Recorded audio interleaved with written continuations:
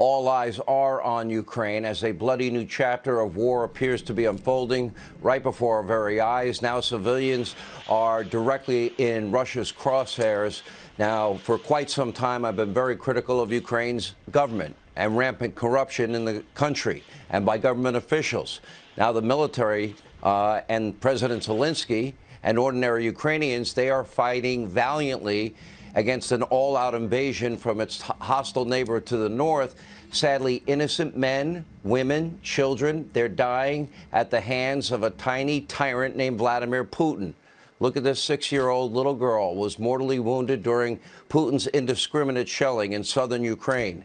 And as the AP described, quote, she was pale. Her brown hair was pulled back with a rubber band. Her bloody pajama pants were decorated with cartoon unicorns, and her blood is on Vladimir Putin's hands. So my question to the Russian soldiers tonight, following Putin's orders and waging this war on civilians and even children, really? Is this the legacy you want for your life?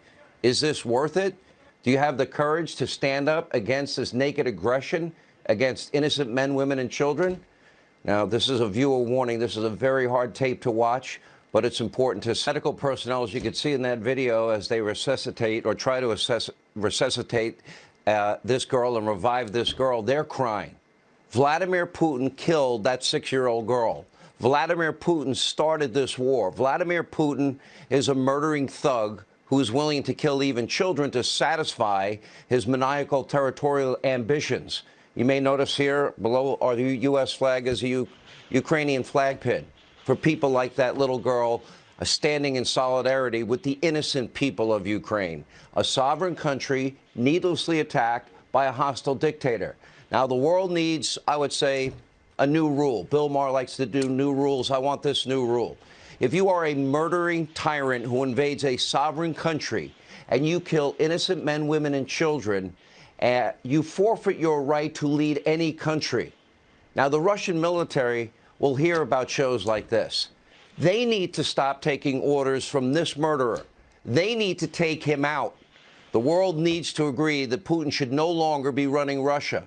He's a murdering, authoritarian thug, killing innocent civilians, and civilized countries need to agree that he must be removed sooner than later and by whatever means necessary. The people around Putin, I'll let you figure that out. Now, scenes like this are everywhere as Russia blasts schools and playgrounds, hospitals, large apartment buildings. Cluster bombs are going off, rocket attacks, nonstop shelling. These are not targeted attacks against Ukrainian military installations. No, it's Vladimir Putin attempting to punish Ukrainians for their resistance and break their will through a campaign of indiscriminate violence. According to Ukraine's Minister of Health, as of Sunday, over 350 civilians have been killed. That number is likely much higher, including many children. Over the weekend, here's what former President Donald Trump had to say at CPAC about Putin's hostile invasion. Take a look. And when you have a weak president who is not respected by other nations, you have a very chaotic world. I have no doubt that President Putin made his decision to ruthlessly attack Ukraine only after watching the pathetic withdrawal from Afghanistan. The problem is not that Putin is smart, which of course he's smart, but the real problem is that our leaders are dumb. And they so far allowed him to get away with this travesty and assault on humanity. That's what it is. This is an assault on humanity. So sad. Putin is playing Biden like a drum. You know, we played the tape last week of Donald Trump without a single note lecturing in the face of the leader of NATO, telling him how idiotic it was. We, America, paying the bulk of money for NATO to protect Western European countries, NATO allies, from being attacked by Putin.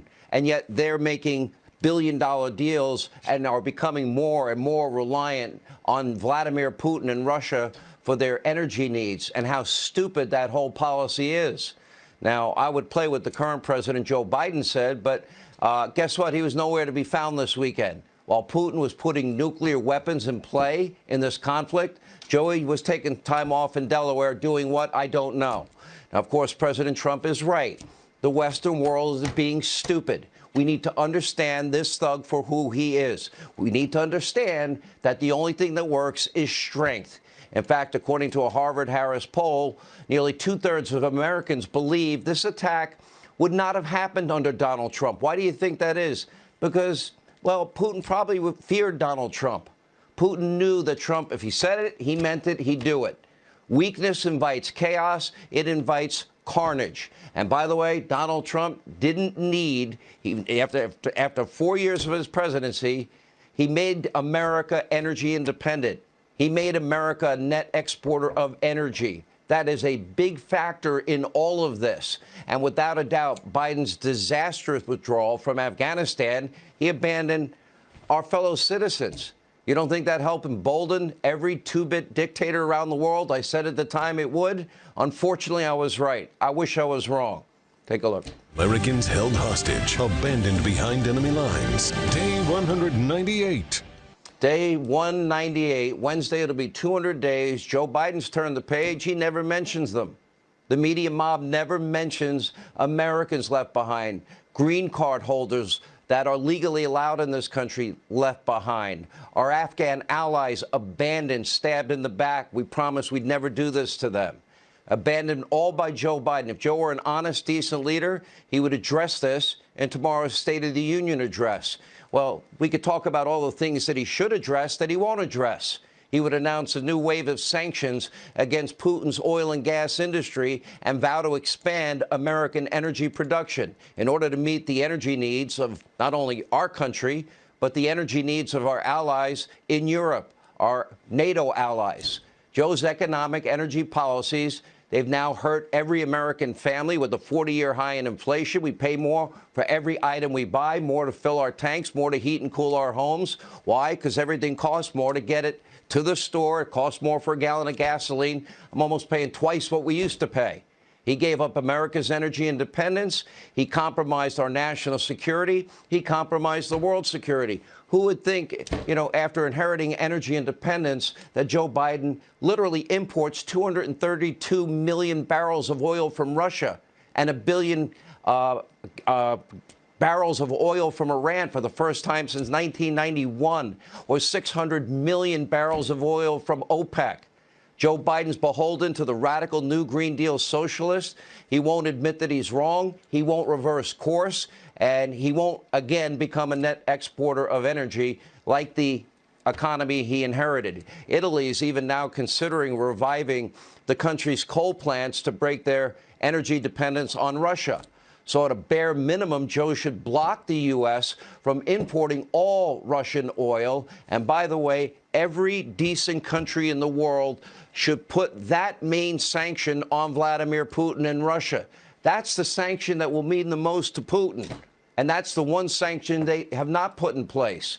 Any sanction that doesn't hit Russia's energy sector is pointless. Remember, Russia, you know, is a gas station, as John McCain said, masquerading as a country. But guess what? None of this is going to happen. Apparently, the Biden administration has no problem continuing killing the Keystone XL pipeline. But blocking Russian oil and gas imports is totally out of their control. Really? Take a look. What is the stance of the U.S. in buying Russian gas at this point? At this point, are we ready to pledge not to buy any more Russian gas? Well, as you know, it's really. Let me give you actually kind of an update on this because I think there's been a little confusion. One moment.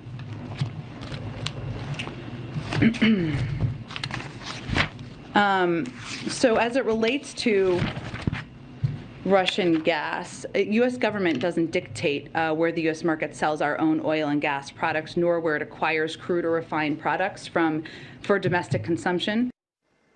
Now, clearly, the climate alarmist cult inside the new Green Deal Democratic Socialist Party, they're fully in charge. They take top priority over the American people, over the world peace that we would have being energy independent, a net exporter of energy. And under their leadership, America, the world is falling apart. Take a look at your screen. Since Joe Biden was inaugurated, COVID-19 deaths are over 500,000. Gas prices nearly doubled. And again, inflation at over a 40-year high. Add to that the border crisis, the crisis in Afghanistan, and now a full-blown war in Europe breaking out right before our eyes. And it's clear that our State of the Union, well, guess what? The state of the world is not in a great place because America is not leading and America doesn't have a strong leader. And I bet Joe Biden's probably asleep at this hour and he probably doesn't know what day it is. But tomorrow, according to reports, we are to expect Joe Biden to double down on the new Green Deal socialism platform as a magical cure-all for America's woes. That is the dumbest policy you could ever embrace. It's no wonder Joe Biden, even ABC, Washington Post poll, has him at an all-time low at 37%, with an even lower 30% of independents approving of the job as president in the White House. We're going to have a lot more on tomorrow's speech in a moment. First, joining us from the big board.